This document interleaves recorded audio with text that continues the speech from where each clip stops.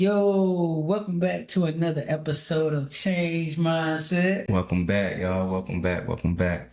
Yeah, we got something different today. Who we got, man?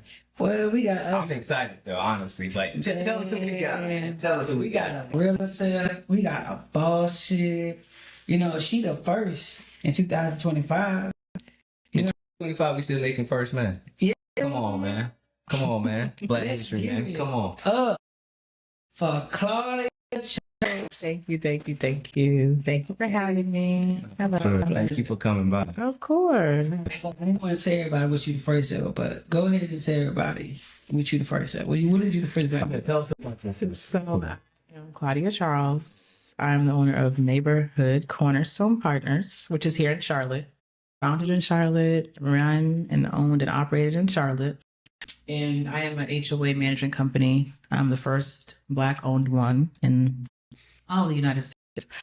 So that's my first, right? 2025 is crazy because HOAs have been around since like Forever. the 70s. Yeah. And to be frank, literally the other day, side note, there was an attorney that I was talking to and a white man. And he told me, he was like, have you ever seen Raisin in the Sun? And I was like, yeah. And he was like, do you remember the scene where they were like, after they bought their house and like, moved into the neighborhood, they were like, wouldn't you be comfortable somewhere else? And I was like, yeah. And he was like, that's where HOAs came from. Oh. HOAs were meant to keep Black people in Black neighborhoods and white people in white neighborhoods. So there was just unspoken rules to how they would engage, and they would use HOAs literally to keep Black people out. And if they dared come in, to control them and to show them how this is not the place for them to be. So it's crazy because still in 2025, these HOA management companies are still predatory. Yeah. And socially targeted. The way that a rich way, when I say rich, like a big neighborhood with a lot of amenities, you'll see less Black people there because they keep Black people out by having like the HOA fees be like $900 a month, $1,200 a month. Mm-hmm. Who is going to pay $8,000 to $20,000 mortgage and then turn around and say, oh, but they have a golf course that you have to be a member of, so you got to pay this $1,000 membership fee. Mm-hmm. Then you got to pay the monthly dues that have the pools, the fitness clubs, also for the events, also for the management company, also for that, you know, the golf resort. Right. Yeah. And it comes out to like thousands of dollars a month. That's how they keep Black people out. There was even this other white guy. I promise you, people will talk as long as you sit and listen. And he told me, he was like, we went up on our HOA dues, and I asked the president, he was on the board. He was like, why? Why we went up on the HOA? There's no reason for us to go up on the HOA dues. And the president was like, to keep certain types of people out. Wow. And he said it. It's crazy that in 2025, people are still comfortable saying stuff like that. Right. And you was talking about how like the HOAs, you know, back in the 70s and even till today, use it as a tool to keep certain groups out, right? Oh, yeah. So really, redlining never ended. No. So I mean, it's still No, here. it didn't. Yeah. Because they moved away from mortgage companies doing it to the fees doing it for them. So it's Instead of like, hiding it. right. Because as a real estate agent, I could tell you the math, right? So for instance, when you do a rental, you get a rental, right? Mm-hmm. Management companies will do what their clients, quote, quote, say. But if a property manager says, okay, so what do you want the credit score to be? If I only get a Black person in, I'll say, I'll do a credit score of 580 and up, because they know Black people tend to have lower credit scores, especially if they're going to be renters. So they know they're going to get a Black person if they say 580. But if you say 700, this is what I want for a renter, they know you might get a Black, but a certain type of Black, Right. Yeah. right? Someone who's more responsible, more this, more that. And then when they say, I want 3 times the income, that's another red line. Right? Because it's like, well, Black people historically right now, even current times, get paid less than white people. Yeah, that's true. So a white person can afford that house way easier, and they know for a fact a Black person cannot afford that house easier. So right there, what does that become? That's a red line. So right now they're telling you 700 credit score. 3 times the amount for a $2,000 house a month. And then they say, oh, factor in the HOA fee into the rent. Things happen. Like communities that don't want certain people in, they already say no rentals allowed at all. Not even long-term 12-month rentals. None. That's the one stop. The second stop is an HOA can even tell a management company, we want a credit score of 700 and 2 times the amount for any rental applications that we receive, and we have to review the applications before they're accepted. They can do that. Yeah. It's their right to do so. And if they do that, they can discriminate. We also have our names. We have a Black name. Yeah. And a management company says, well, our HOA wants to review the applications. Now you see the names, you see the occupations. You can go online, type the person's name in, be like, nope, we don't want them here. And there's no way to prove it because there's no rules against HOA management companies. Zero. That's crazy. Yeah. So I have a question. Mm-hmm. So does HOA helps because like a person like me, right? Mm-hmm. I don't really like the whole community feel. You know what I'm saying? Right. Because sometimes when I was looking at houses, right, just because they got a pool Right. doesn't mean I don't want a pool in my backyard. Right. You can have a pool in your backyard most of the time. You know what I'm saying? And I feel like our generation is trying to get away from that because it's still like we are leasing the land because you're still controlling what I can have in my front yard, what I can do with this and that. So it's just like, is it better or is it worse? Because it's just like you're still kind of like you're leasing the land because if you don't pay the HOA, it was happening I think in Florida. She lost her house because she didn't want to pay the new HOA fees. The new HOA fee. You know what I'm saying? So how did that go into place? So is it like, is I'm really on it or is I'm just right? So there's a lot to say. All right. So zoning. If you live in Mecklenburg County, zoning can tell you certain things. If you live in the city of Charlotte in Mecklenburg County, the city can also tell you things. When you add the HOA on top of that, you pretty much have 2 governing boards telling you what you can do with your home. So the difference is this. The city of Charlotte will tell you cannot park on your grass. So anyone, no matter where you live in Charlotte, if you park on your grass and someone calls 311, they're going to come out and ticket your car. They don't care if you're in an HOA or not. Mm-hmm. If you don't cut your grass in Mecklenburg County and it's really high and someone calls 311, okay. If you paint your house pink, that the city won't say anything about because the city of Charlotte has no ordinance saying you cannot paint your house whatever. However, if I'm from Boston, if you go to Cape Cod and you want to paint your house pink in Cape Cod, this town will tell you no, you cannot paint your house pink. You cannot paint your shed pink in Cape Cod. You paint it green. Right. There's like set colors that they're going to tell you. Right. Gray, dark green. Hey. You got to go to zoning. That's crazy. In Boston, if you wanted to have a business, even an online business, they'll say what type. You have to tell them. They have to say, where do you live? You know, how many packages do you think you're going to be selling? And zoning has to. So HOAs kind of come from zoning, right? It's like, it's kind of the sister of zoning, but with the racist twin. Okay. Right? With the racist or a societal just twin that says, okay, let's kind of be like Cape Cod in our neighborhood, even though the city of Charlotte doesn't act like Cape Cod. Let's take my Cape Cod stuff and create it. Because honestly, HOA rule come from the builder. That's who does it. It's a builder. And the builder creates all these rules and then hands it to an attorney. They record it in Mecklenburg County. That's where the rules come from. The board can change the rules.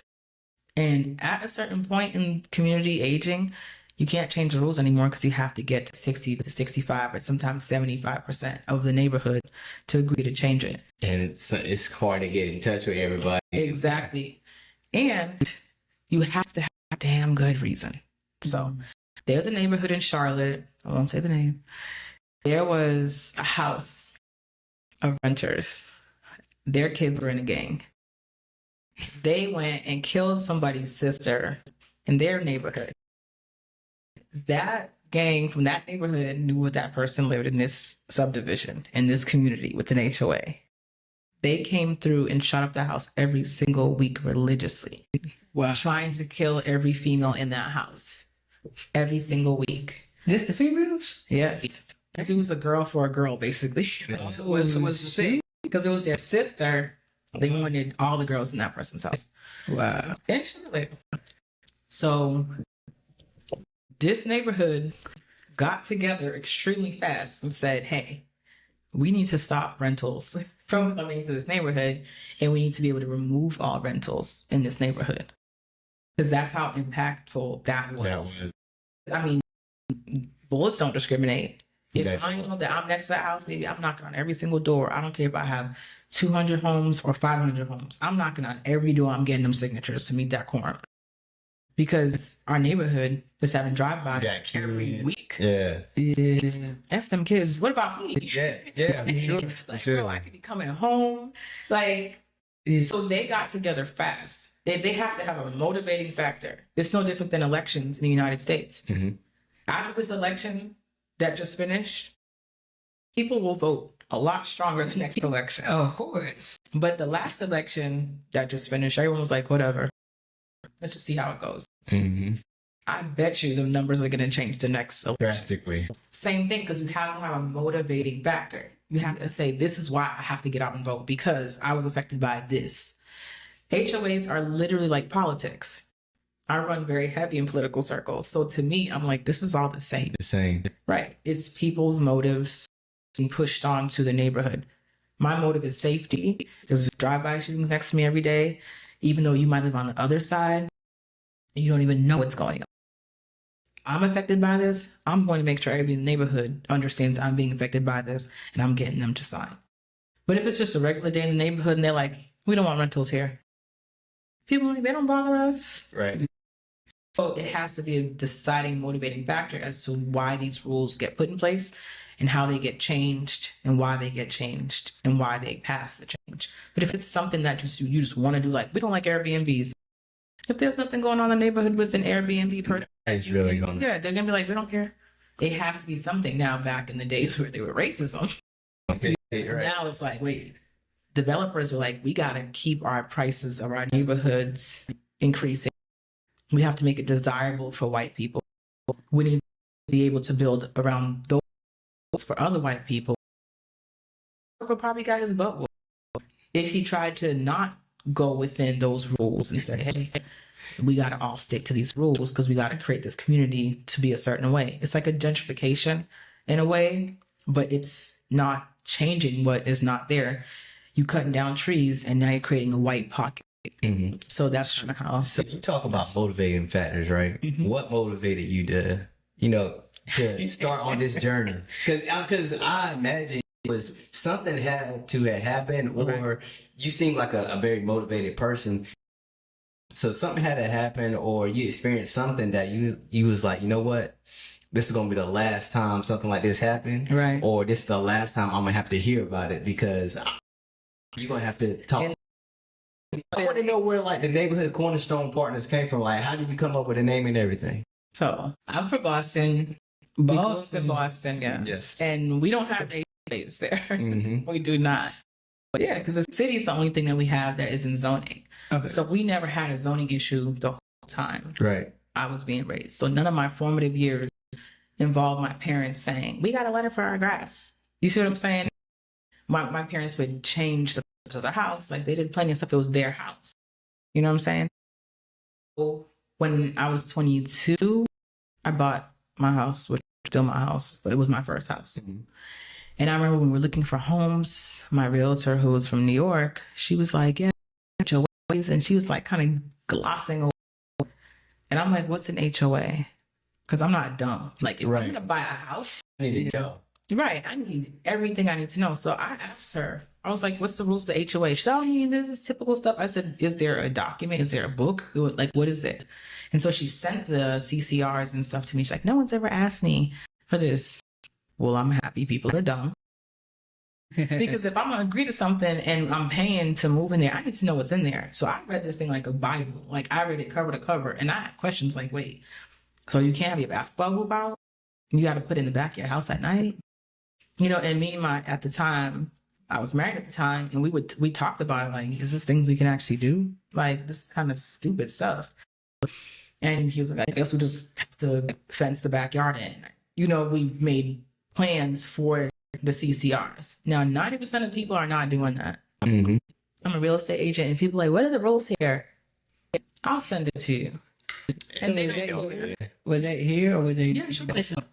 You bought your first place 22 in Charlotte. Yeah, when I was 22 years old. Wow, that was awesome. What made you? No, my parents, it was like our wedding gift. It was a down payment money. So, yeah. So did you have to be wedding too? Or no? Yeah, we did. Oh, yeah. Well, it was expensive. It was only 100 people because I didn't want a lot of people, but I wanted to be really nice. Yeah. Okay. My dad's a jeweler, so that's the context. It's not normal, but my dad's a jeweler. My mom's in management. Everybody else. Right. My dad just does what he does. Like, because he actually makes, because somebody asked me that day, like, oh, your dad sells jewelry? I said, no, he actually makes it. Yeah. And sells it, only custom. So it's just like, so I wanted something super small. So I did 100 people.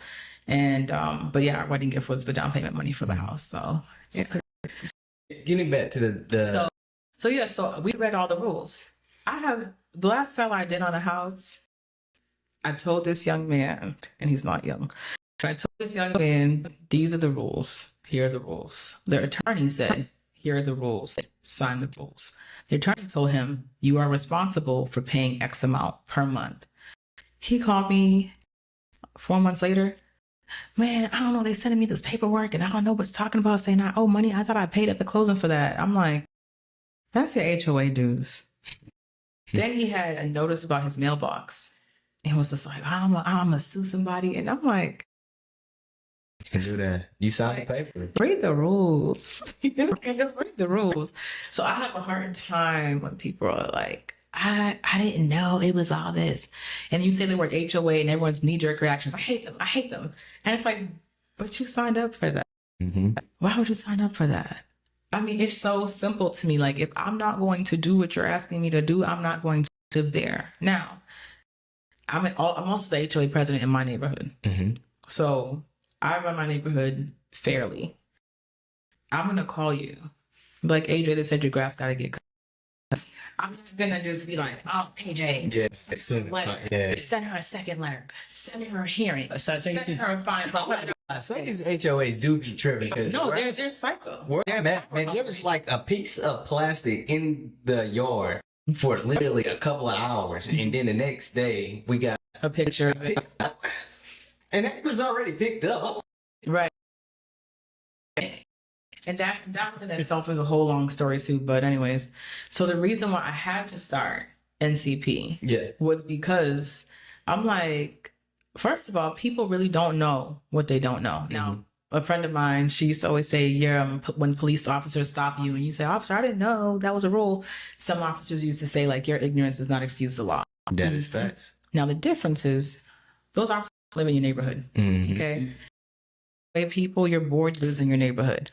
You don't have to act like the police officer acts. You can act like a human being to your neighbor. Mm-hmm. So I never really had issues when I lived in my house with the HOA. However, I was actually more annoyed with the HOA board than I was with the management company. Because I'm like, you guys aren't doing what you're supposed to do. Good. And they would make excuses all the time. And I was busy raising my 3 kids. So I was like, one day, but not right now. Mm-hmm. So about in 2022, 2021, or 2022, I can't remember now. 2022. I got to the point where I went to one last meeting and heard one last excuse too many. It was something simple like, why isn't the front fence fixed? It's been like that for years now. Mm-hmm. And it's just this one piece of fence this big. And you guys have not gotten it replaced. Oh, because of COVID. I'm like, I don't want to hear that. People still outside doing work. Right. I'm like, this is 2022.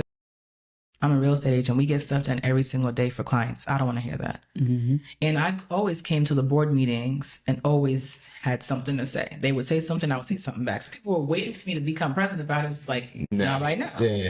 But that was the time. I was like, you know what? It's time now. I got time. As soon as I started, I'm like, we fired the management company. Board president that stole and let him steal. Right. Didn't do nothing about it. What? Yeah. And I'm like, okay, say less. They gotta go. He gotta give us our money back. Like, I'm a decision taker, not just a maker, but I take the decisions that I make and actually do what I need to do. People make a decision and don't do nothing. No. My brother-in-law said you gotta be a decision maker and a decision taker. Because some people are like, well, we told them to do it. Nah, I'll make sure you do it. Yeah. So I fired them and then picked a new management company and interviewed all three, made sure like, okay, we know what we getting.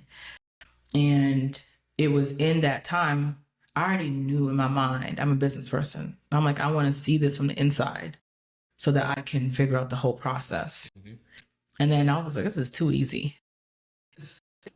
We got a board. We have a governing board of North Carolina Real Estate Commission. Right. They will slap you in a second.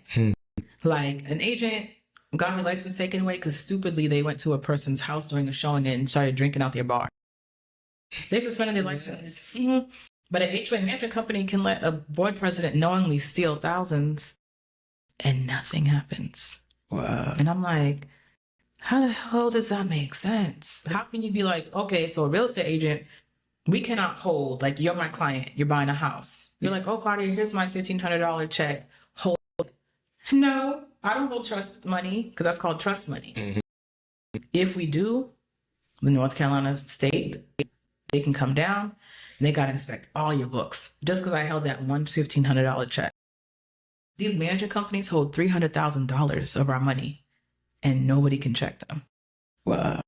So I'm working with North Carolina State right now, like the representatives, to put in laws. I'm like, no, if they got to check me about my $1,500 as a real estate agent, somebody should be able to check them. $1,000 or more. Because they steal. Mm-hmm. They get kickbacks, they steal, like they do the craziest stuff.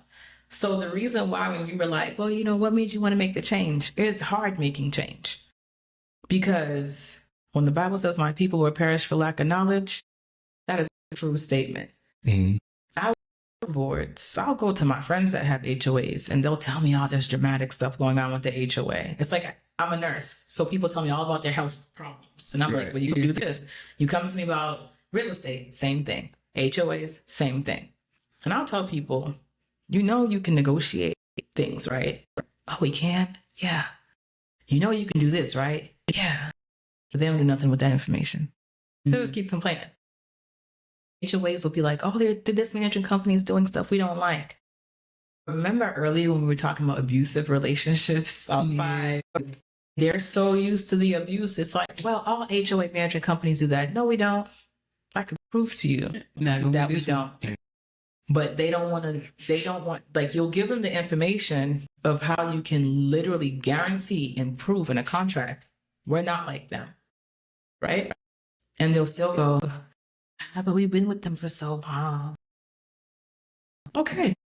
Like, what do you want to do? Continue to get hit then. Right. Because companies are stealing $10,000, $20,000, $30,000 just in a 3-year contract. Wow. And they're supposed to take that money and upkeep the neighborhood and stuff like that, right? Into the reserves. Mm-hmm.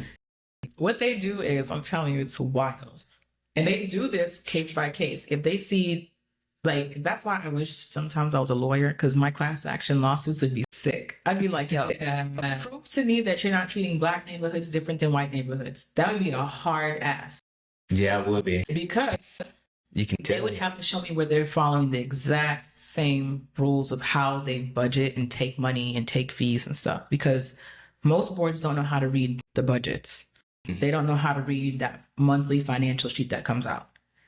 So they don't know that, like, we paid way more for postage. I had a neighborhood that paid $2,300 for postage. And it was only like 100-something homes. I'm like, do y'all get that many letters a month? And they're like, I haven't gotten a letter. I haven't gotten a letter. Wow. So they're just padding their pockets. Another one, technology fee. We all use software. That software is built into the price of the home. And I mean, it's pennies, sometimes $1 at the most. And they'll charge like $8. It can go up anytime. Oh yeah, every 4 year, every year it'll go up 3 to 4%. And if nobody ever say anything about it, it's gonna keep going up. Nobody does say anything about it. There's a Everybody just neighborhood pays. right now It's that paid. I actually know.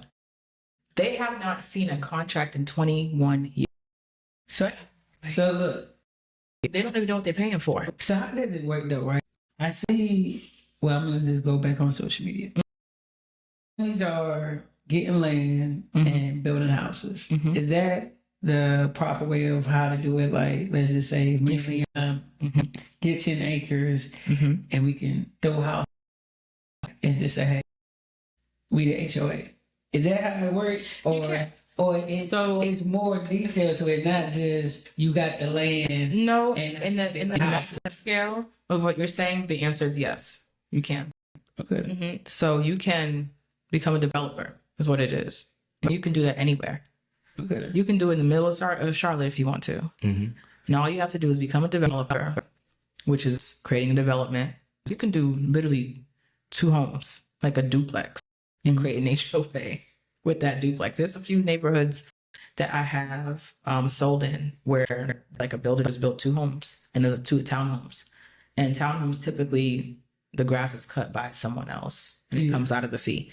So it's a 2-person HOA. They have that. But most of the time it's self-managed. And I think self-managed is actually better. And I wish more people knew the power of self-managed.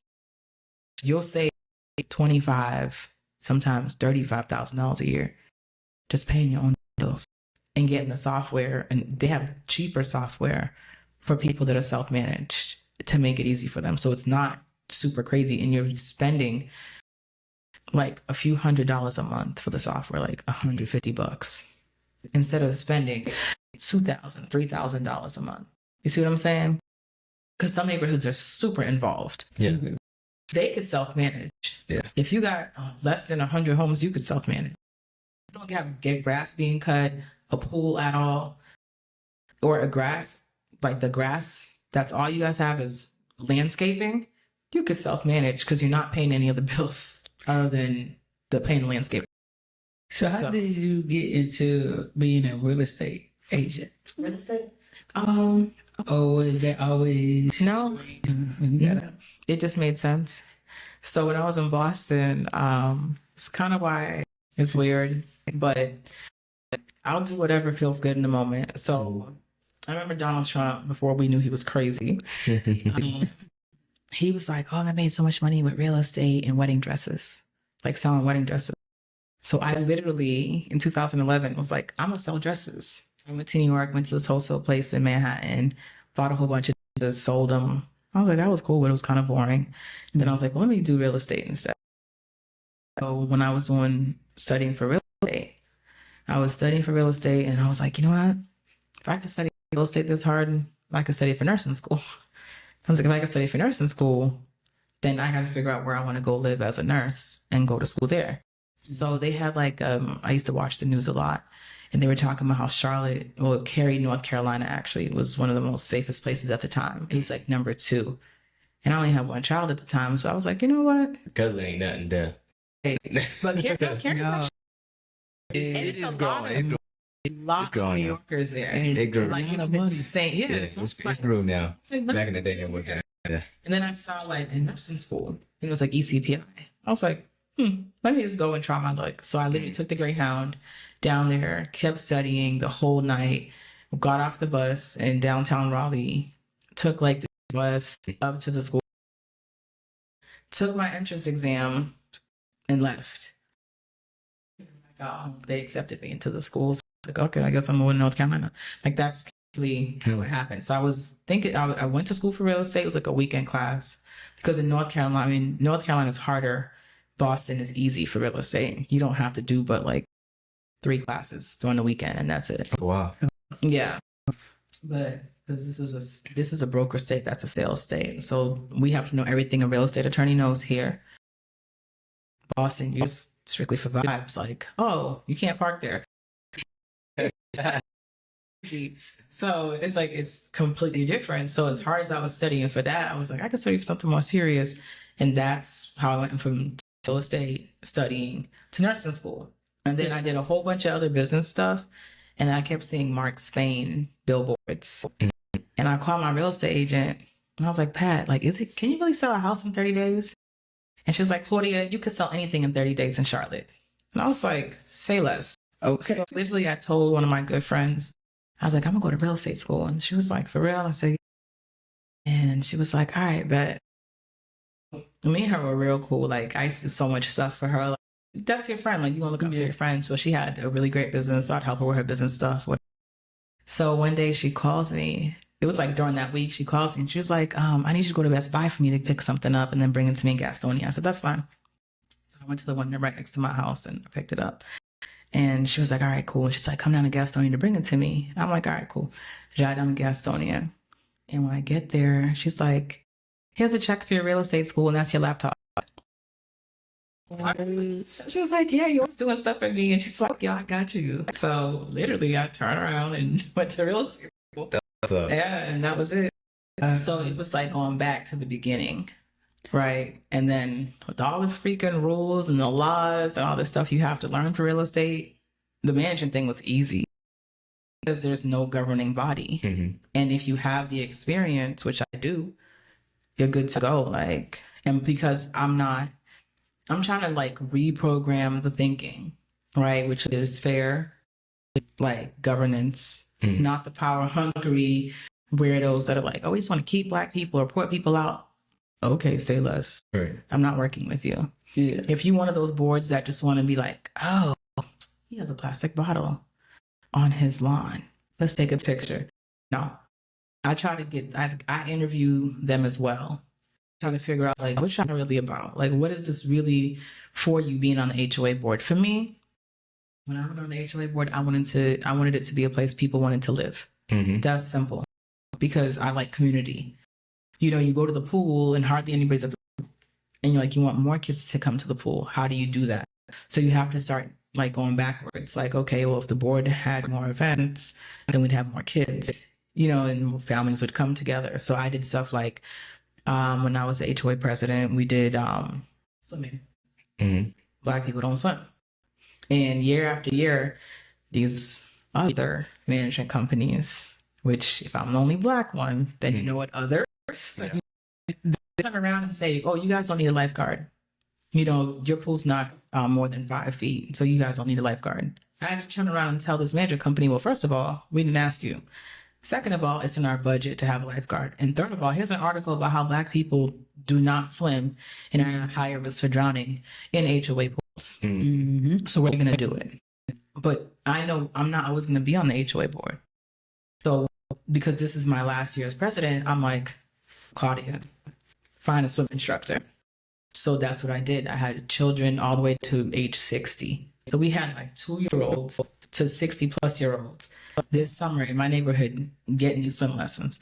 Because I'm like, I don't know in 2-3 years if they're going to be like, well, let's just not do the lifeguard. Right. They don't realize those other companies do that so they could just steal more money in the back end. Yeah. Exactly. Because the less money you spend, the more money they can spend for you. Sending out those stupid violation letters over a plastic bottle. Sending 3 of them out. I've had them send out letters Late. They'd be like 3 days late. right. And then they'll say, oh, send us proof that you corrected the issue. Yeah. Yeah. And then it's just like, and then that's how people end up losing their homes because not only do you have to pay HOA dues to keep your home, if you get a fee, you got to pay the fee. And the fees are, some neighborhoods are $50 a day, some are $100 a day. So imagine $100 a day, that's $3,000 in 1 month. I had a lady that almost lost her house over the fees that they were charging her over her mailbox because they were mailing the violation letters to a P.O. box in New York. It went up to $6,000. She got so scared, she gave them the $6,000. Now her house is in foreclosure because she couldn't afford to pay her mortgage. I fought that too. Right. And I told her, I was just like, because I know her daughter, because I saw her daughter's house. I was like, why didn't you call me? Like, why didn't your daughter call me? And just say like, hey, you know what I'm saying? Because I sold her daughter a house. You don't know who to ask. Just ask me. I would have been like, no, tell her to blah, blah. Like, you can literally tell them like, no, you need to cut that down in half. Take them to court and be reasonable and ask the judge like to grant you, you know, a motion to like reduce or whatever. Because judges don't like HOAs either. They're not going to be like, yeah, you owe them $6,700. They didn't do nothing for the $6,700. It's just a fee. Yeah.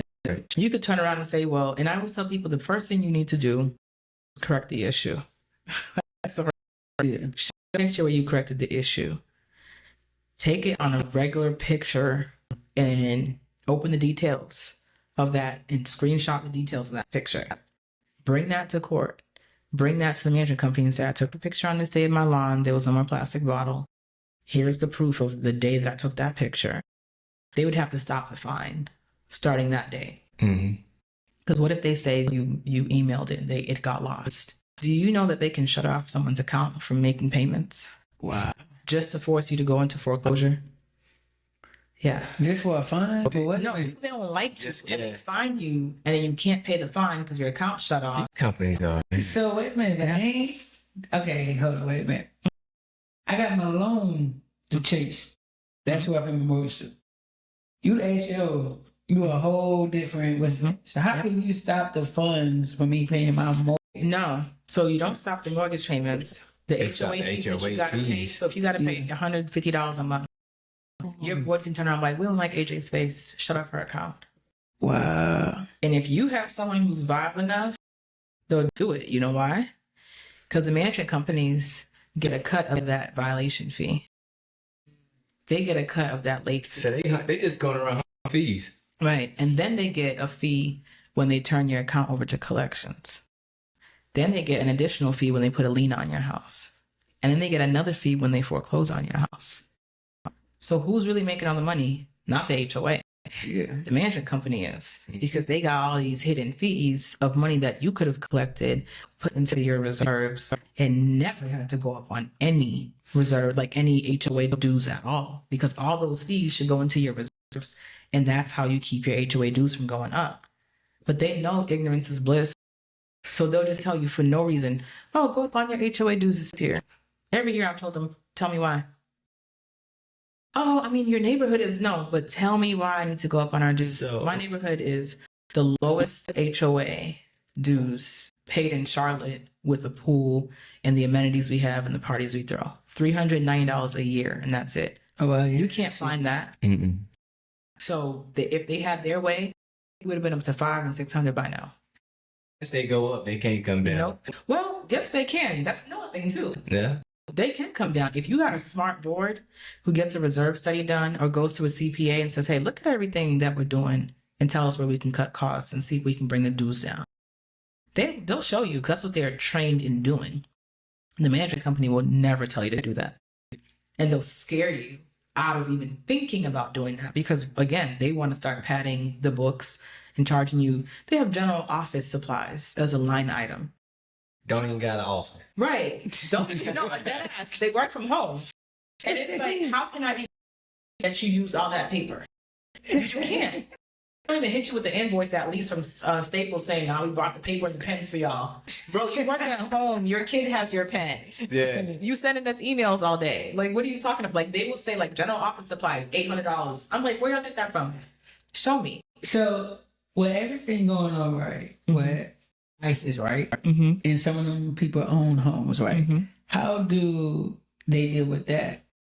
So it's funny you asked me that because when this whole thing started with ICE, I actually drafted paperwork, like something that the neighborhoods can like receive in their email and other neighborhoods too. I included like 9,000 people in this email. And it talked about as an HOA, the whole entire ICE thing works, right? The number one thing is, for instance, we have a pool. Our pool house has a gate and you can only get in using your back. So let's say your scenario, I'm there, happy to be there that day. The lifeguard is kids and the family playing, and ICE comes up to that door and says, let us in. Your HOA is a private membership area. You don't have to cooperate. Me? I'm like, where your warrant at on it? Like, go ahead and run me the papers. We ain't open the door for nothing. Nobody's going in, nobody's going out. It's going to become like a club in here. I mean, if you want to, I'll call the police for harassment because you're on private property. I want people to know their rights to be like, nope. And then so also what we have is cards, like small little cards that went out to a lot of the immigrant like population that we were just passing out. And that was completely separate from my HOA management company. And it said, like, don't open the door. You have the right to slide, that they can slide stuff to you under the door, show you stuff in the window. Do not open the door.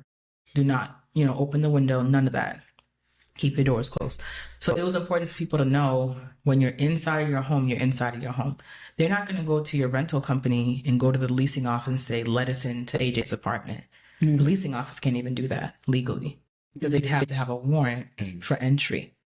So people do have rights. Most people are scared out of them. And it's the same thing with HOA management. I've literally had HOA management companies, HOA boards tell me, the management company threatened to cancel our contract because we're asking too many questions. And I'm like, typical. I'm like, but they can't. They know that these volunteers that are working in the neighborhoods do not know the rules. So they prey off of that. And they never do training so you do know the rules because it's like slavery. If you know your rights, then you know your rights. And they can no longer infringe on your rights. HOA companies hate to see me coming. Because if I have a chance, I don't care if they pick my company or not. You will walk away educated and be like, oh, answer these 74 questions.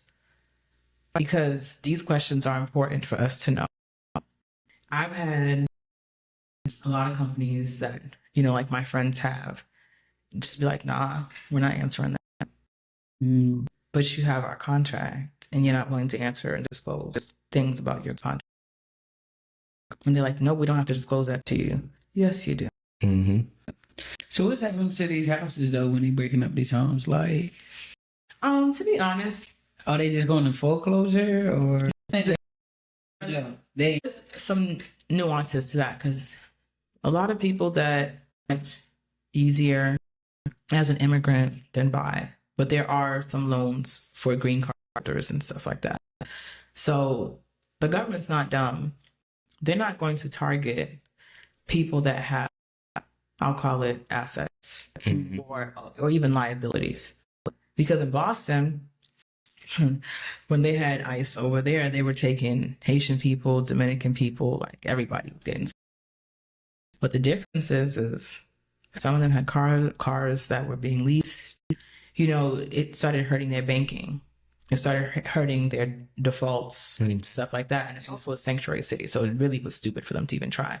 But I think the same thing started to happen to Charlotte is they started scooping up, people, Hispanic people. They weren't even going after Haitian people because one of my cousins was at church here in Charlotte and ICE came in, went to the pastor and was like, we know that you went to Hispanic people too. Where's their side of the church? Went to the Hispanic side of the church and started arresting them. Wow. Haitian people was right there. Like, no, we're not here for Haitian people. We're here for Hispanic people. So they were here very targeted. But if you guys noticed on so not this Friday, but last Friday when ICE started, on Monday when you drove. Empty. Yeah, like it was a Sunday. 85 was like a Sunday every freaking day. Yeah. Yeah. And I love that it was empty because it shows the city how much immigrant people drive literally the city's economy. Yeah. They're the ones. Shut down a lot of stuff, man. Oh yeah. A lot of businesses hurting. I ain't gonna lie, it was my first time seeing a black construction shop. You know what I'm saying? And not to, for all the families and all that, but I actually saw, you know what I'm saying? Like when I used to see a whole bunch of Hispanics. Yeah. It was my first time of being 33 years old and I'm seeing black men actually. I just feel like it shouldn't have to be that way. Right. We should already have them opportunities and shouldn't get overlooked just because somebody can do cheap labor. It showed me that that's what we can do. Is that opportunity is taken away. It's taken away for cheaper labor. For cheaper labor. I mean, I was like, this is a compound issue. It's a compound issue because it's just like, ISIS came and took the people that was working because saw them. I'm seeing black people, and I'm just like, yeah, they get to work now. And I'm happy, and it's like, it's bittersweet. So bittersweet for the family. No, but we happy like Yo, you know what I'm saying? Like, yeah, you know what I'm saying? Right. Because she has a lot of money, though. Because on so I live near the pavilion, and this summer when they were talking about ICE, a lot of the bigger companies started moving away from using undocumented workers, and I started seeing like white people putting out the cones for the concerts, and I used to be calling my cousin like, "Look at this." Not like, look at them working on a Sunday. Get back to work. Like that's just like I get it. And it was the same thing, like you said, like you saw Black people doing side construction work, like working on the roads and stuff like that, because people were trying to ahead of time stop using undocumented workers so it wouldn't hurt their actual business, which was smart. But Duke Energy, they turned around and they were like, "Oh my gosh, our workers, what's gonna happen on Monday?" You're a $1 billion corporation. Do you think that you should have so many undocumented workers that you feel like it's going to hurt your business model? Do you think that's okay? They greedy. Yeah, and you could afford to pay documented workers of any race, but you purposely pick undocumented workers, and even worse, you have the nerve to open your mouth and say, "We're afraid of not being able to use our undocumented workers." You are the problem. Because they're a $1 billion corporation. If they wanted to legitimize every single undocumented worker, they have the money to do so. Yeah, definitely. I don't care what anyone says. Well, immigration, bro. Money does everything in this country.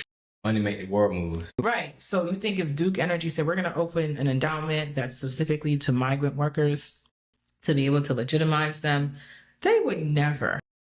Because then that becomes the conversation of what is pay legitimate legal workers proper wages, and so they get a chance to get away with it. That's why there's something called like and benefits, emotional politics.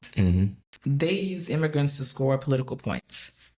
So they'll say things like, we support immigration, and one party will say it and do nothing for the next 4 years to actually change anything, and then they'll wait another 4 years, still never do anything, and they still run in the House. And then Republicans get in there and they're like, "Look at what they're doing to y'all." They had ICE when Joe Biden was president, and they didn't do nothing about it. They didn't say, "Hey, they need to have a reason to stop people." This is like stop and frisk. It's literally like stop and frisk. It is. Yeah. Which targeted Black people. This is it's worse. It's worse than the equivalent because they actually organized a group of stop and friskers. Yeah, to go state to state. Right, and then kidnap you. Where you have to go on a website and type in your family member's name and figure out if they're either dead or alive or kidnapped by ICE or in the hospital. Like, they're playing with people's lives. Yeah. Kids didn't go to school. 21,000 kids did not go to school on Monday. And it pissed me off that they even released that number, because I'm like, what you're saying to conservative people is we are giving $21,000 of CMS school funding to undocumented children. Yeah. And when you do the math on that, it was like $274 million. Wow. Because every kid in CMS schools, don't quote me, but it's $13,000.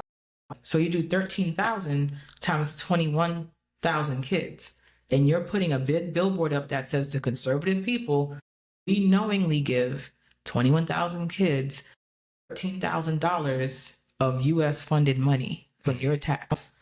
Wow. That's going to make people who know how to do math not support ICE. Even if you're not conservative, you're going to be like, wait, $13,000 is getting my tax money. First of all, we don't even pay $13,000. Like when people say like, it's my tax dollars, how much of that do you actually pay?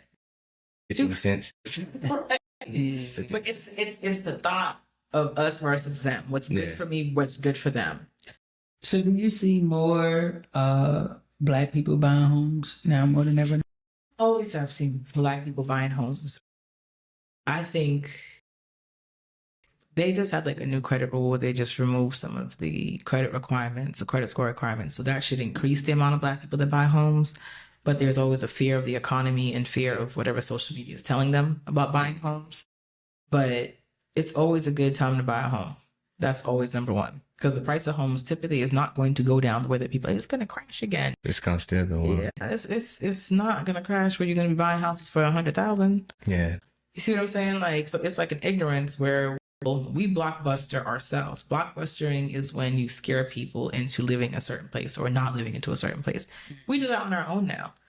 Yeah. It's like the reverse psychology of blockbusting. White people in real estate used to say, oh my God, don't live here, or sell your house because Black people are moving in, or don't sell your house because a Black person will move in. That's called blockbusting. It's against the rules. You'll lose your license. Oh, However, now we're just doing it to ourselves. We're like, oh, Black people don't live there. Don't go live over there. Like, we're doing it. Or saying, don't buy a house. It's not a good time to buy a house. Well, when's a good time to buy a house? Person who's never owned a house in your life. Right. That's the worst part. Most of the people that tell you don't buy a house do not ever own a house. yeah. So, question for you, right? So, since you became the first person to create your own company with the HOA and everything, right? Do you foresee there's going to be, since you opened that door, do you foresee that there's going to be more people to follow? Doubt it. Why not? Daughter, don't you? Who, me, my daughter? Yeah. Yeah. I don't think we said. Because Absolutely it not. only takes one person, right? The reason why is because it's not a sexy job. I know it's right. If I was on Instagram, like flexing, like, yo, now that I own an HOA company, like, oh, we going to Dubai every weekend, we popping bottles, we getting rounds and rounds. People are like, I need to think about that. The reason why is because I actually was in real estate firms with people that only became real estate agents because of a TV show. Wow. Yeah, or because they seen dudes in the club. Like one girl, I literally know her name. She was like, nah, because I seen so-and-so who's in our office and in the section with Louis belts and Gucci belts. And I was like, what are y'all doing? They said real estate agents. I went to real estate school. It costs $1,200 a year minimum to maintain a real estate license in North Carolina. And you only doing it because you've seen somebody on Netflix or because you like, something on HGTV. It will never be a sexy thing. That's why I'm like, people aren't going to be like, ooh, she definitely, because I'm more of a quiet money person. I've always been a quiet money person. So even if I was like amassing millions, I would still probably drive the same thing. Okay. So, right. Only reason why I say that, right? Because just by having this conversation, right? Having a house myself, having a house now, and I've seen like all the crazy HOAs, like this, like you've enlightened my intelligence on the situation just by having this short conversation, right? And I'm like, boy, I know these HOAs eating our asses up because I'm in the older neighborhood. Right. I know they're eating our asses up. And I'm like... And that's the thing. There's another side to that. If you want to be the change of that, you're not going to eat them up. Right. So you're going to make less for more work because you have to do a lot of education as to, hey guys, this is how it's supposed to properly be done. And this is how much it should cost. So instead of me stealing that $10,000 to $15,000 a year, I'm not. And I'm still competing for the same base rate. Eating up, let's say, 10 neighborhoods and selling $10,000 worth of hidden fees, $100,000. So I'm making $100,000 less than my competitors. And I shouldn't even be considered a competitor to them. Yeah. Because the thing is, it's the same service for less money, better service. You know what I'm saying? Like it's fundamental the same, but nobody can see us because we use like the best technology. We use the best everything at the same price. It's almost like, right, how I see it, it's kind of like a double-edged sword, right? On one side, you're going to get cut because you're going to take that hit up front. Right. But on the back side, you're still going to stay sharp because over time, might not happen overnight. Who knows? People might listen to the podcast and be like, yeah, over time, what happens is your name. So, have you ever noticed, right? Ferraris, they don't have commercials. Nope. Right? They do on Instagram, but yeah, but my cousin just bought a new one, so that's so funny. Still, the most TVs will never not be a marketing tool. But like you said, you don't see their commercials. You don't see their commercials. It's because their brand and their name supersedes what they charging $549,000 for a car. I'm the Ferrari who's still charging Lexus prices. I was saying that comparison because your name and how your business operates is going to supersede what anybody could ever say. Like the reputation. Exactly. And so more communities, more neighborhoods are going to want to go to Neighborhood Cornerstone Partners. Right. So instead of going to Advantage or whatever. I really did it for us because one thing I can't stand, even in real estate, I had a client who had a house. I sold his house, but before he sold his house, he bought his house, of course. He bought his house with a white agent. She would bring her husband every single time she had to go show him a house. Wow. She would lock her purse in the car every time they had to go see a house without her husband. Like, and I asked him, I said, why the hell would you go? Why would you give that lady your money? See a white lady in a towel from the pool with her dog coming to show a black couple who was very well dressed a property. I'm like, yo, we could have never got away with that. We would have got fired the same day. Yep. They're like, girl, you see that she had the nerve to come over there with the towel on and wet and da-da-da-da. We would have been ate up. So I do it for us. You know how Jay said I do it for the culture. Yeah. You know what I'm saying? To let a nigga know what it looks like when a nigga in a roaster. You know what I'm saying? Like, that's what it is. Because at the end of the day, it's like most of the HOAs in Charlotte that are being preyed on the most are the predominantly black neighborhoods. Because they know the white people know how to read them contracts. White people are going to ask the right questions. They're not going to play the same games with them. Yeah. They have structure. They have stay-home moms, wives that can be home And and delegate to like right and really be involved. They know, like, if you're in a first-time home buyer neighborhood, it's gonna be first-time home buyer behavior, which is like, I'm trying to get my bills paid. Like, I don't really care what y'all got going on in HOAs. As long as my fees ain't up, I'm good. Yeah. And that's what they prey on. So I've seen a lot of racist stuff go on with a lot of the large management companies, and not even just race, sexist. No, not even sex. It's gender. Like, there's a gay couple right now fighting for their house. Wow. Yeah. Wow. And for the life of me, I'm like, what is their issue with y'all? And it's just like they were too smart, and that pissed off the board president, who was an egotistical maniac and truly a dummy. And then they knew what to do and had the money to fight. But the problem is how many people don't? Because, I mean, to fight an HOA, you got to have 10 sacks. Yeah. Not everybody. Who has 10 sacks sitting around? And you don't. So you end up either getting your house, taken away, or you got to get a loan to pay something off. So for me, I feel like the management companies, the boards, they're only as good as they want to be. And if they both got bad intention, like, buckle up, because you in for a freaking ride. There was an HOA president that had beef with the management company, and he was the president. It was in the Charlotte Observer like maybe a month and a half ago. And the management company pushed a special assessment onto the neighborhood, which you have to vote on that. So you can't just do it. He did it. And the HOA president was like, I ain't paying that because, one, I'm the president. We didn't approve that. We didn't vote on that. Management company does it anyway. Everybody gets scared, pays the assessment. Wow. He doesn't pay the assessment. It's like everybody paid. It's like a vote, right? No, that's what they basically did, but it was not legal. And then they turned around, shut off his account. So he couldn't pay anymore. Wow. He couldn't even pay his dues. They're trying to foreclose on his house. When I saw that, and I know the owner, I'm like, we got murder beefing. And I'm like, I already can smell him. As soon as I read the article, I was like, go online. I was like, yup. I knew it was him. Because that's something only he would do. So what's the pros and the cons, though? Because, like, a first-time home buyer, right? What is the pros of having an HOA, being part of an HOA? Then buying a piece of land off the road, I own this, I can... The short answer is there's no pros.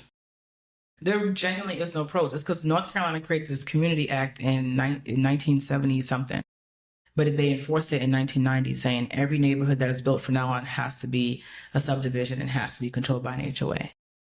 Right. That's why politics is a huge part of what happens to your home, because these lobbyist groups will lobby the state rep. They will go to the Senate, and they will turn around and go to the Senate or the House and lobby for things like this. So is it the same thing in South Carolina? Because I saw you do South Carolina too.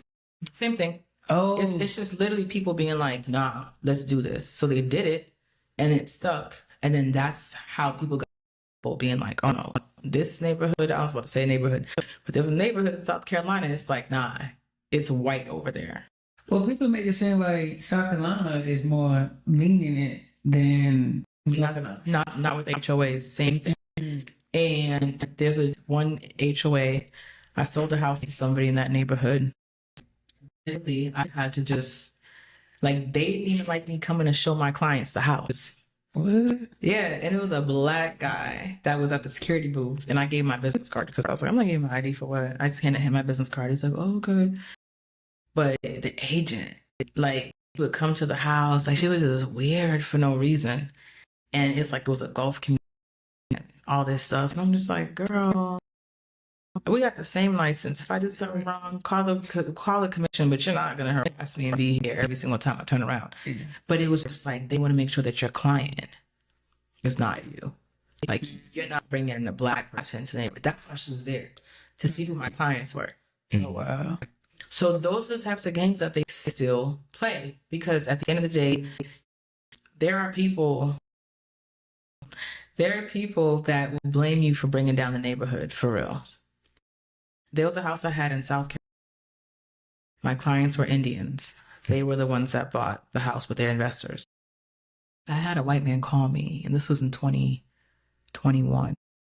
This man called me so serious on the phone, country accent. And this is way out in the country in South Carolina. And he's like, oh, I got a boy down here at my shop. He's a good one. He don't mess with the others and blah, blah, blah. And he's like, you can sell him the house. You can tell him that if I say he can buy the house, they won't bother him or nothing. Okay, that's fine. I said, give me his number. And I just talked to the guy. I was like, hey, your boss called and this is what he said. Are you interested in the house? And he was like, yeah, I can't tell you more. I said, okay. In the back of my head, no HOA. No HOA in this neighborhood. These were double wides. Wow. But the crazy thing about it is someone white had to co-sign him being in the neighborhood.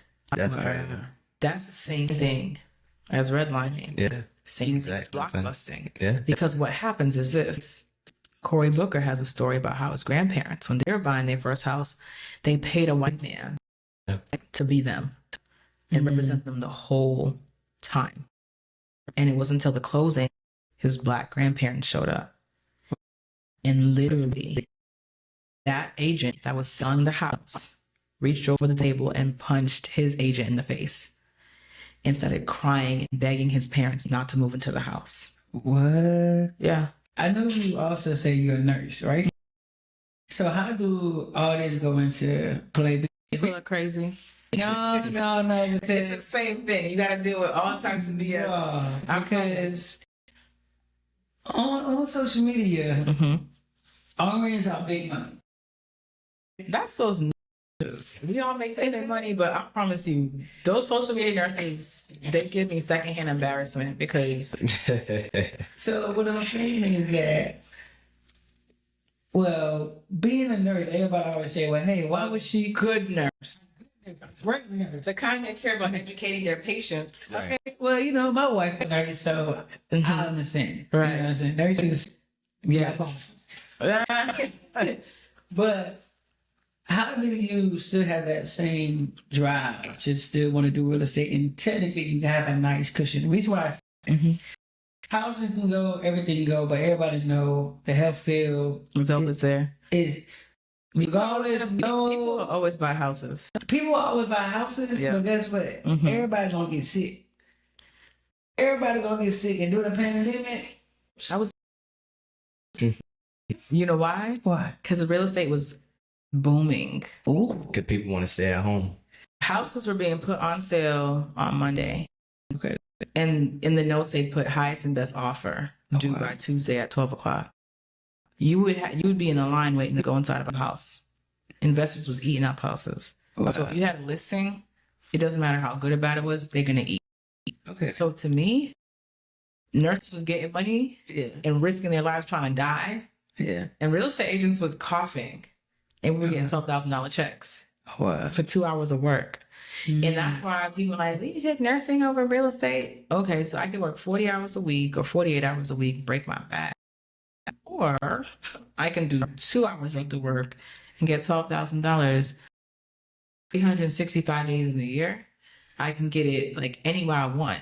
I can sit at home and help someone buy a house if they really don't like, because if you do new construction, it's a hands-off thing. You just getting a check.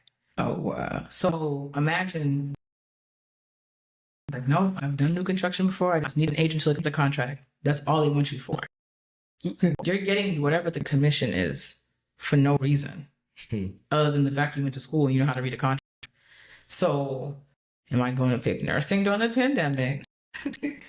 And I gotta go through all that nonsense, or I just say, hey, yeah, I sell houses, and they're like, oh my God, my mom has a house, so and so has a house. Oh my God, I need to buy a house, because they were giving away all that money. Remember, they had the unemployment money that they were giving out. Yeah. They were giving out all this money, so people had money to buy houses. But it was not. And construction was booming. Okay.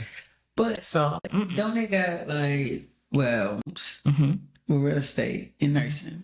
Have you ever thought about that, tying all that together? Absolutely not. It's just not worth it. Because let me explain something to you. I in Charlotte right now is $400,000. Oh, okay. So remember, let's just use easy math. 3% is the commission. $12,000. You can have 30 houses for sale as a listing agent. Okay, so right now, let's say I had 30, like, let me be easy. I've done it before. I had 21 houses listed at one time. I was making $20,000 a month. I didn't have to do anything. I was at Super Bowl and with no voice the next morning. And I'm getting offers on these listings I have. And I was like, I can't talk. I have no voice, blah, blah, blah. Yeah. And we just went to Atlanta to see the Patriots play, you know what I'm saying? In Atlanta, I don't have to do anything. Oh, wow. Because once I do my job, I list the house, I market the house, I'm marketing on social media, I'm calling real estate agents. You know, I can have agents do open houses for me.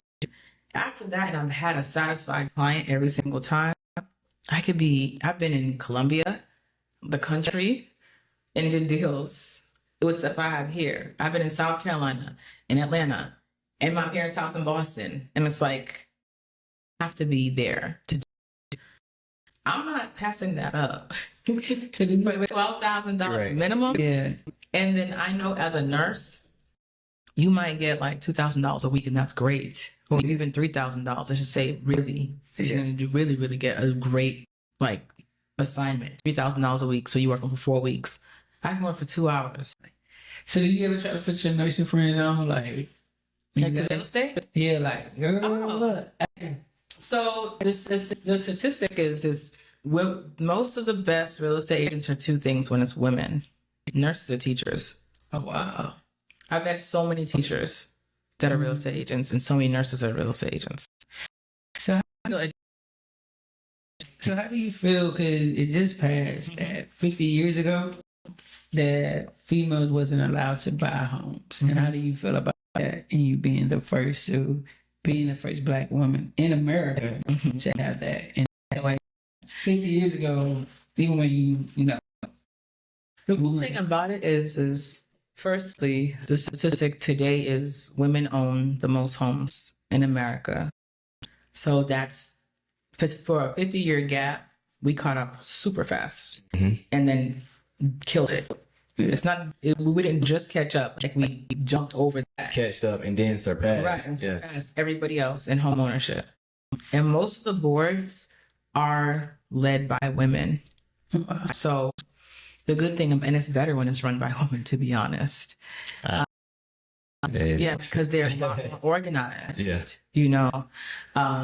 So to be honest, it's good. And a lot of management companies in Charlotte have women presidents. And some of them are like second generation owners, but a lot of them are women. It's just not Black women. So there is its parts to that. You know, it's great that we caught up after 50 years and, like you said, surpassed it.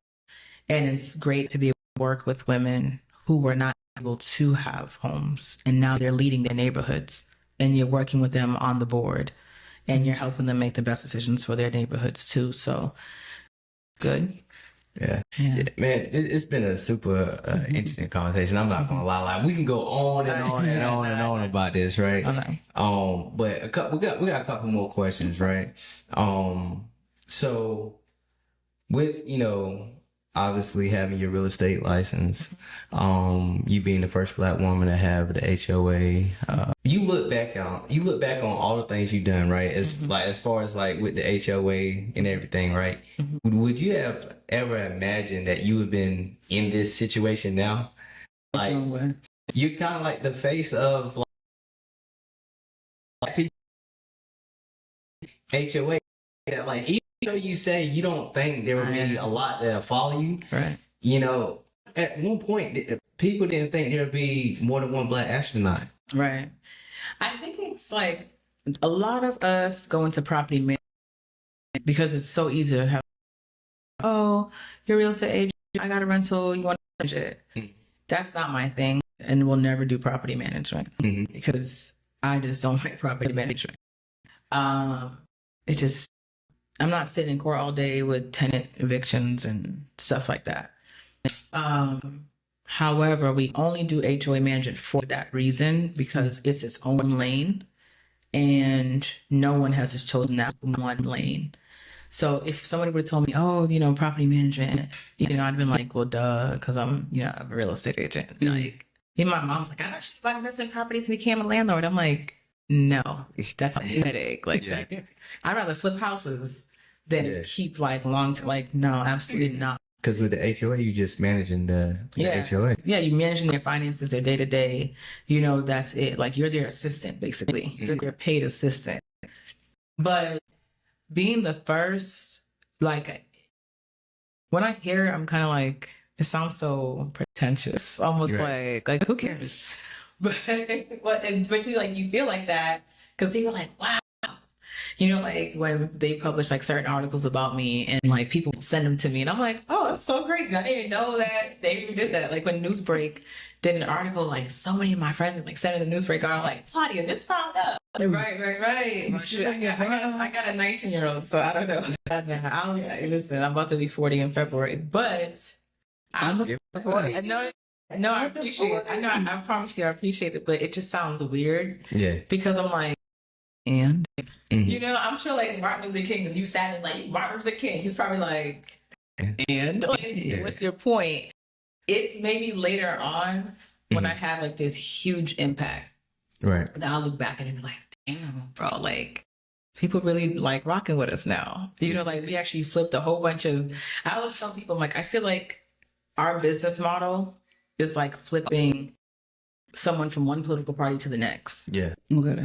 Because you have to completely reframe their thinking. You have to expose the lies of one company to show people by getting the truth and picking a company that tells the truth and follows the best principles and practices for their neighborhood is the better option.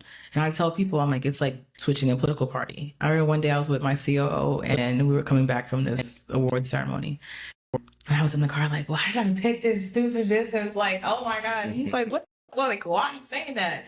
And I'm like, because I feel like having to educate people about what they've been brainwashed about is so exhausting. Because it's like, I have to tell you, these people are stealing from you.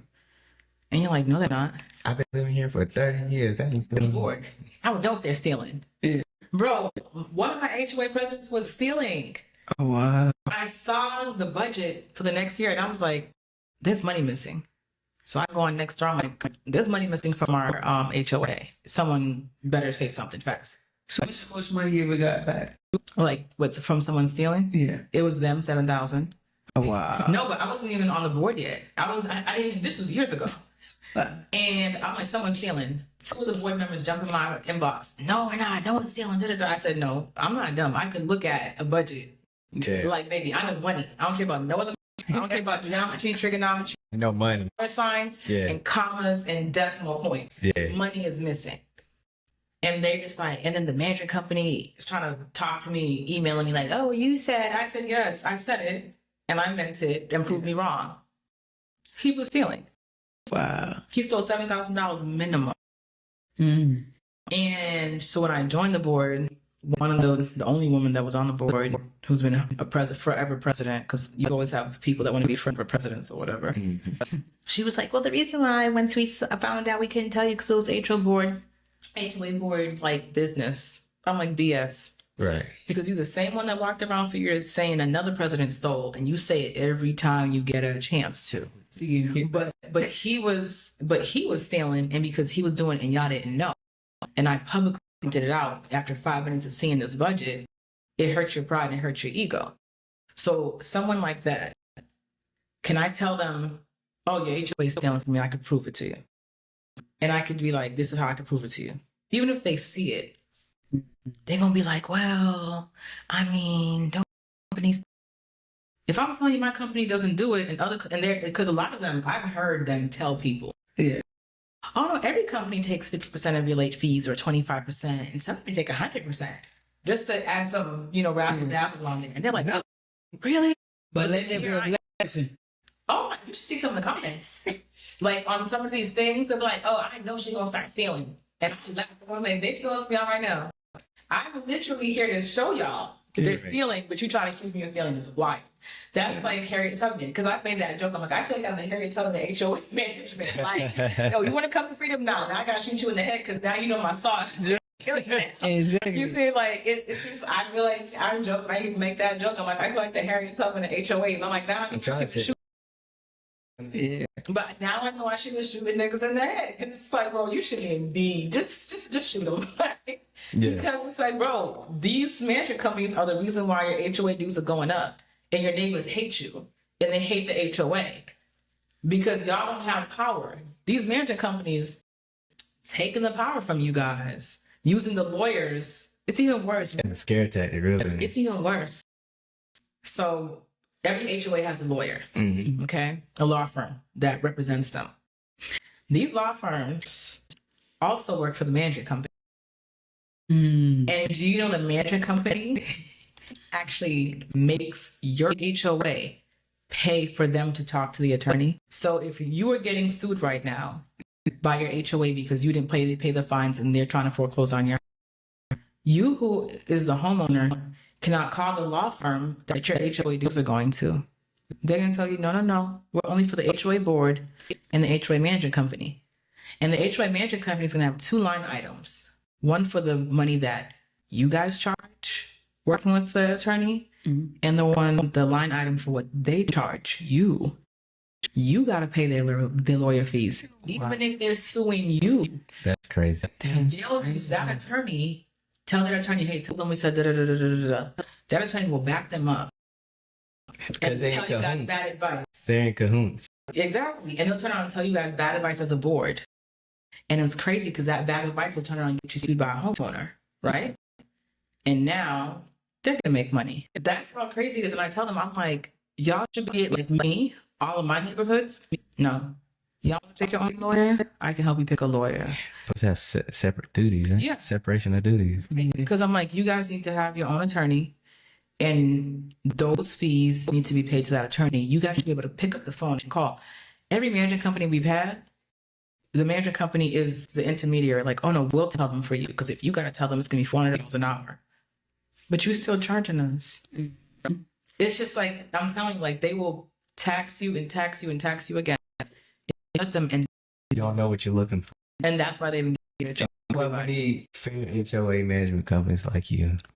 Honestly, though, honestly, we need more honest people and honest companies in sectors that people aren't necessarily privy of. Like, especially like me, I'm a first-time home buyer. Like, I don't really know the ins and out of, HOAs or what to expect. Right. And so much of buying a new home is depending on the HOA, the agent. Like, don't necessarily know, right? It's the same, and it's worse because we're like policing you. Right. As the HOA board and the HOA management company, they're policing you, and we're enforcing the policing.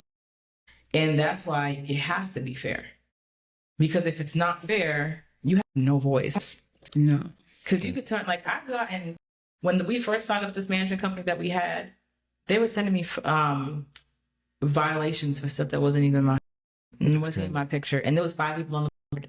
And the first month, 3 of us got letters for stuff that wasn't even honest. Right. So what advice would you give first time home buyers? Like, would you tell them try to read the letters and go to the meetings and be involved, or don't be ignorant and just say First time home buyers, my first advice is if you do not want to live in an HOA, don't. That's first of all. And it's okay. You can tell your agent, I don't want to live in HOAs. That's not a discriminating thing that we will turn around and tell you, well, I can't help you with that. No, there's a box we could check that says not required or none, and we will not send you any home. That's first off. And that's the biggest first off. Because when you do go into an HOA, you want to build a fence, HOA. If you don't want an HOA and you want to build a fence, you just got to go on 311's website or Mecklenburg's website and see, okay, the fence got to be 2 inches apart and no higher than 6 feet. The end. They're not going to tell you if it could be chain fence, this type of wood, this type of vinyl. It's there.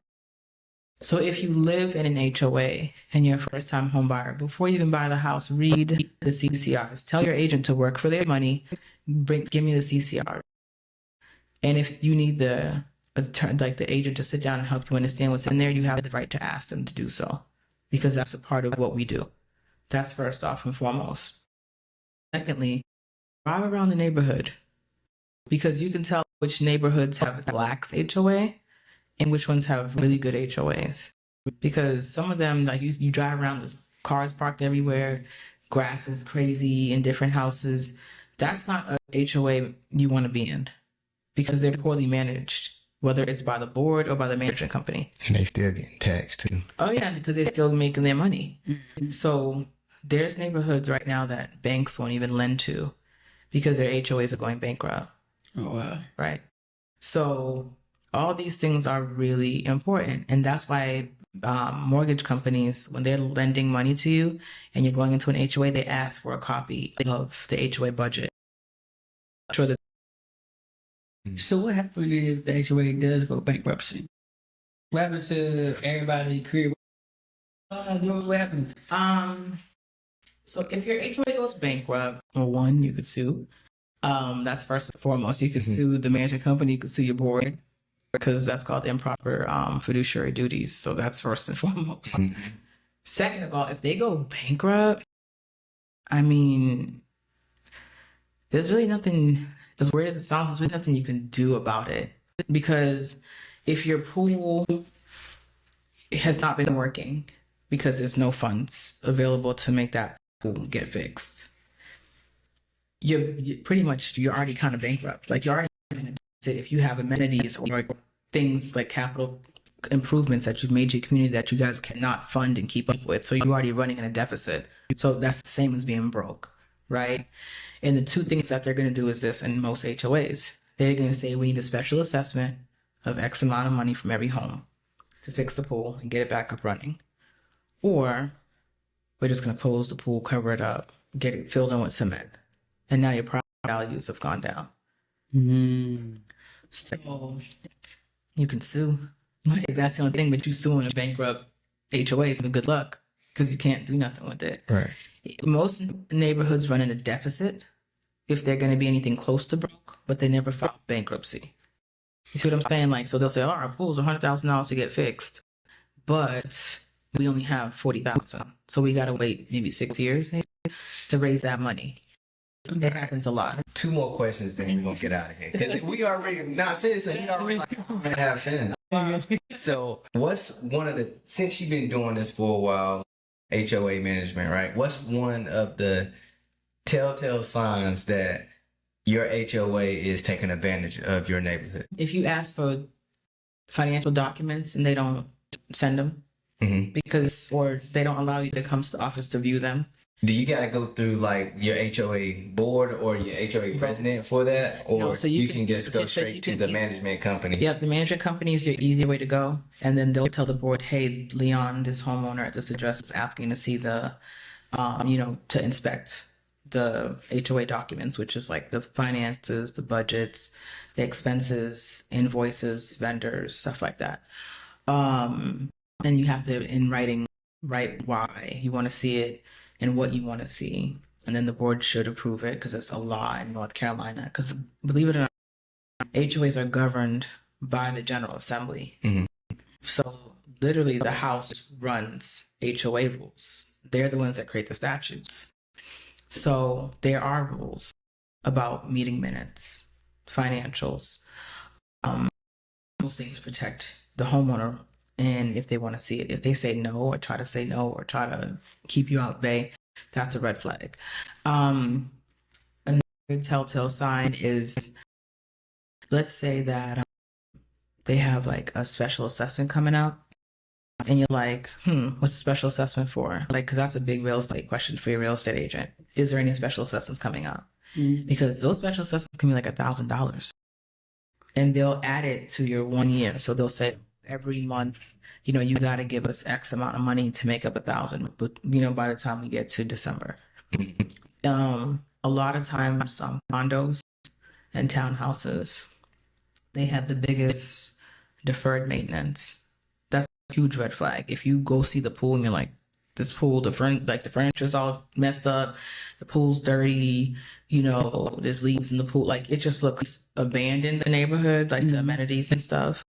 If there's a park there, the grass is overgrown, the playground sets are broken, like that's a red flag because all those things should be taken care of. If you're going to do a townhouse, the roof, make sure you get that inspected because if the roof is messed up, that's going to end up being a special assessment. If there's a balcony or the paint's chipping on the side, that comes out of the HOA dues. If the landscaping's not being kept up, that comes out of the HOA dues in condos and townhouses.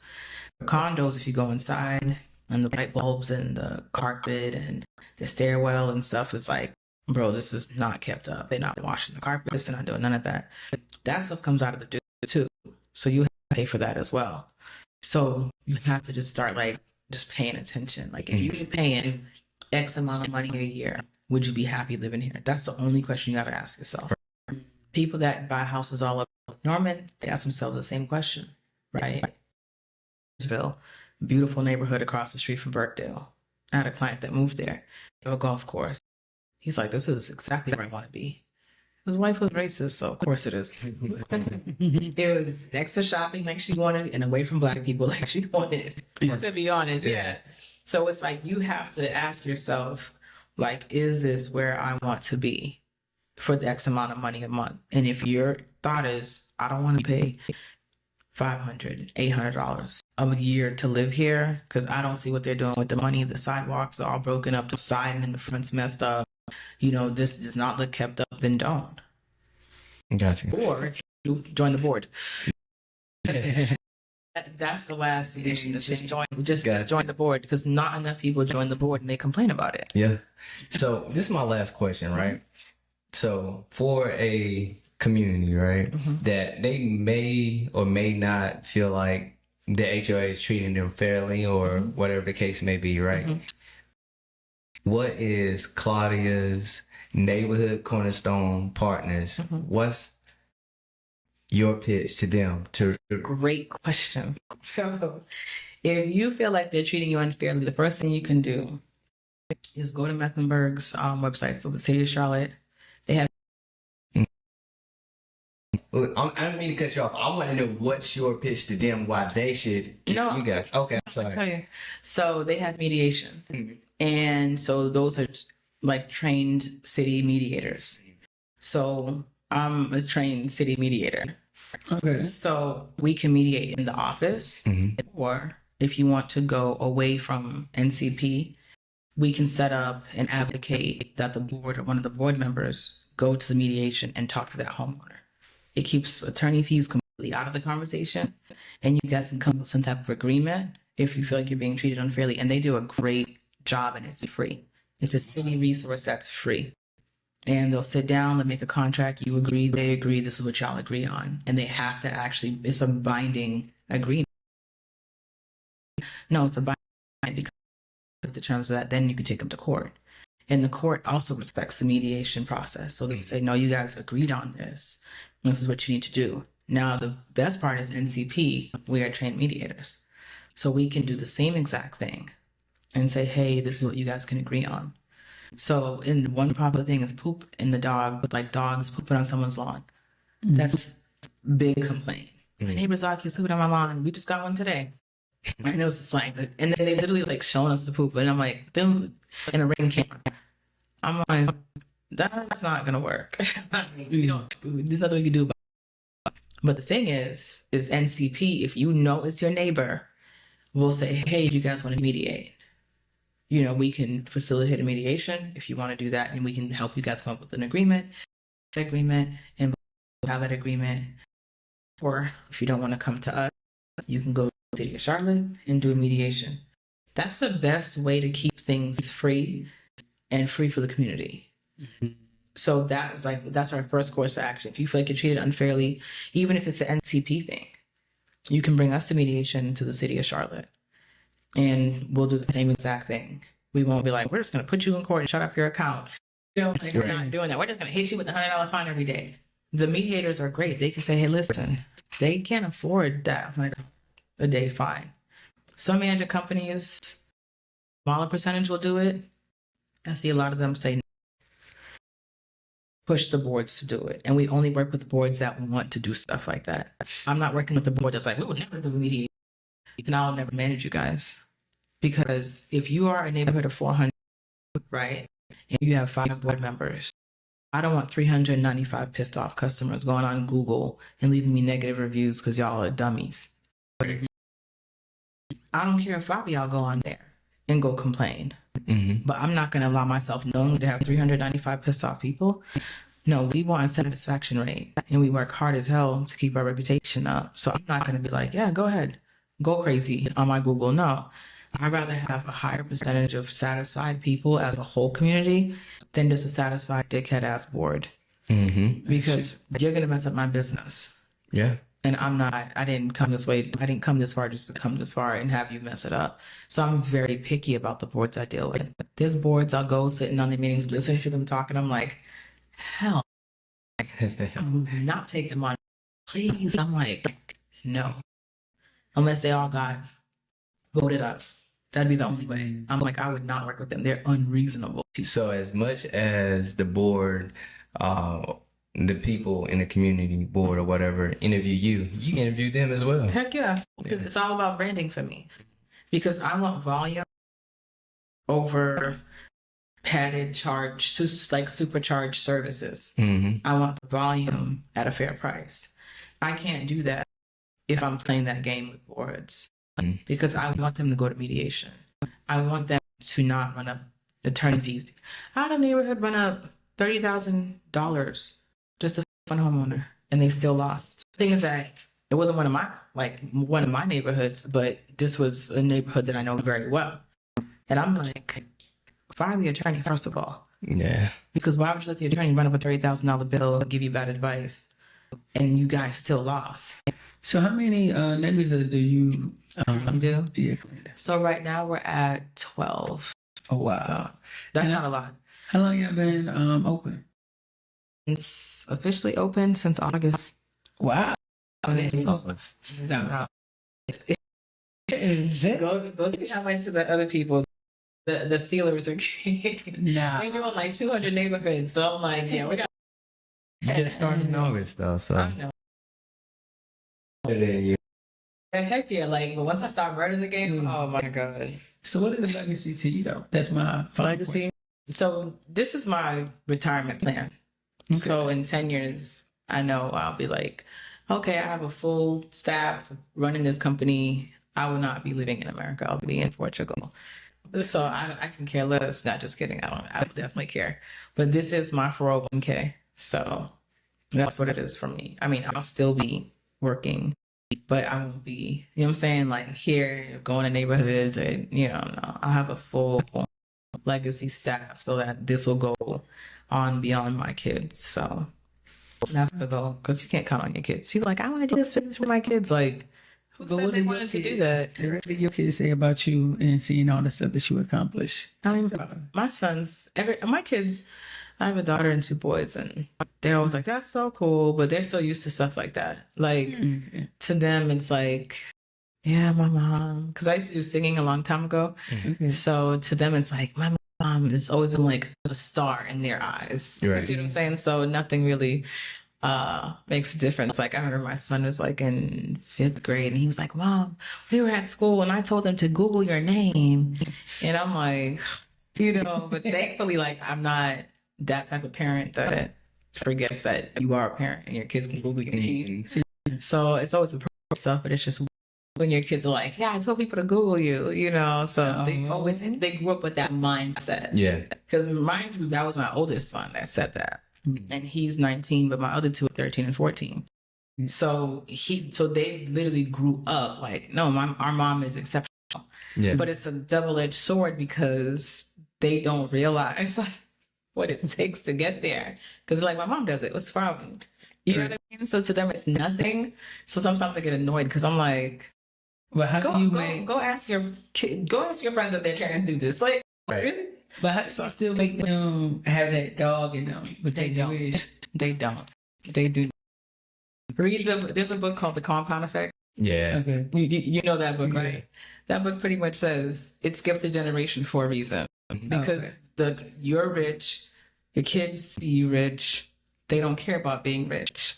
Because they don't care about being rich, their kids become poor. Yep. They care about becoming rich. So it's the compound effect. It's the same thing like driving a Ferrari and driving a car and everybody, yeah. Yes, because my parents, like I'm one of 3. So my brothers are entitled. They don't hustle or do anything. Not anything. But they are not trying to be exceptional. I look at my parents, the way my kids looked at me, like my parents to me as stars. So I'm like, wow, my mom, she went from working at hotels to being a manager of a, human service company. My dad dropped out of school at 13 and he did to become a jeweler and my dad just turned 70. So it's just like, he's been a jeweler for all these years he just walked into a jewelry store one day and was like, I want to work here. Like, I was like, where the hell's your father? Child. And he came back, my brother's godfather. At the time, my brother wasn't born, but that was his godfather, be his dad. And then, so he was like, yeah, he can, do whatever. And the guy was like, all right, took a spoon, melted it down, told my dad to make a ring. And my dad made a ring. My dad was like, I don't know where it came from. He's like, I just made this ring. And then the guy looked at it, inspected it, melted it down again and said, make the exact same ring and I'll hire you. That to me is the equivalent of my dad having a verified blue check with 1 million followers. You see what I'm saying? To me, I'm like, what? Like, that's exceptional. But it's like then when they say like, sometimes people forget you're a giant, so you got to stand up to remind them. Like, I grew up with my parents always standing up. And I'm just like, dang, my parents, like, the bar's up here. So to me, in my mind growing up, and I'm the last in the world, so I had that time to observe. And I'm like, my parents are a big deal. I saw how people treated us in Boston because my dad was the only Black jeweler. He was working with Jewish people and Cuban people. So they had so much respect for us. They'd come to our house, and for Christmas, they'd give us money and stuff. And I'm like, this is great. And we go somewhere, like I'd go to jewelry stores and me and my mom would buy stuff and not pay. And they would know my dad will come and pay for the stuff. So I knew in my head, I'm like, this is not normal. Right. But my brothers, to them, they just felt so entitled that they never thought about getting their own. Because for Christmas, we had a rule. Like, you can get whatever you ask for. Because that's how mom grew up. So my brothers would ask, like, Avrex jackets and, like, crazy. Right. And that's the thing. Like, that was the first time my mom ever knew about luxury tax. Yeah. Because she bought them these $600 jackets. And apparently you have to pay luxury tax for that. And she was like, I can't believe I had to pay that. But that's how we grew up. I asked for like a sewing machine, a DJ set, like regular stuff. And I still have the DJ set. And I got that in 7th grade. I still have my violin from Christmas. And these are things that I got when I was in like middle school. And I still have my sewing machine. Wow. My brothers, you could ask them what Avrex jackets are today. So I just always knew no, my parents did a lot. They came to America, no English, no parents. And they bought like a home. They're on their 3rd home. They're millionaires. I'm like, this is not normal stuff. So I respect it. So fortunately, I didn't get the compound effect. I knew what it was. Right. So my brothers, yeah, they're just like, whatever. And my kids are the same way, unfortunately. I'm like, I hate that. So I just try to focus on my nephew. Got you. Hey. So tell everybody where they can find you at, where they can find your company at, and if they're looking to try to get in contact with you, where they can find you at. Absolutely. So you can go on neighborhoodcornerstone.com and find stuff there. You can go on Instagram and type in my Cornerstone HOA, or you can just go on Instagram and type in The Millionaires, and that's my personal, like, it's an open page, but it's my personal page, so you can go on there. Got you. Yeah. Just type in Claudia Charles Charlotte. Just don't come to my house. Hey man, there you have it, man. Change mindset. We here with none other, none less than Claudia Charles, man. Thank you. Pleasure. Thank you. See y'all next week. Yo, welcome to Change Mindset. I'm your host, AJ Smith. Let's get it. And I'm your host, Leon Keenan. The podcast is for everyday hustlers who said enough is enough. We're talking to comedians, content creators, bosses, risk takers who flip on the script and betting on themselves. And if you're ready to level up and get in your bag, this is your time. Tap in. Let's get it, y'all. Change mindset.